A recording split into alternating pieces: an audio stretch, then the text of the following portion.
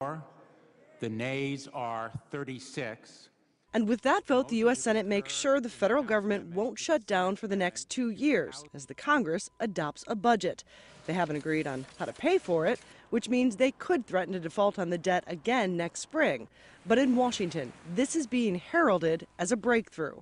But it is what the American people have called for, a compromise. Lauren, who asked us not to use her last name, has another name for the deal: disgrace. This is what she's done for 9 months. Look for work. On December 28th, the money she counts on to pay her rent goes away because Congress couldn't agree on how to extend unemployment benefits for the long-term unemployed.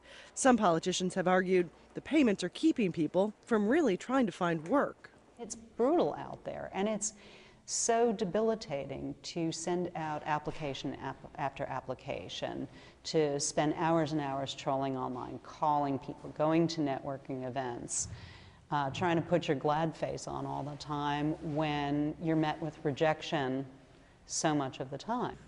In weeks, 1.3 million Americans will no longer get any government help. But the budget does restore about half the budget cuts that were made to domestic programs like education and food aid and to the military for 1 year. To pay for it, future federal workers and some military retirees will get less. Many in Congress call that an outrage. They leave their families behind.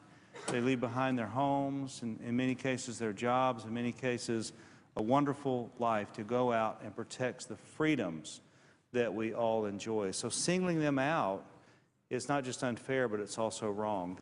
There are promises to try and fix that cut and restore the checks for the long-term unemployed when the Congress returns from the holiday recess next month.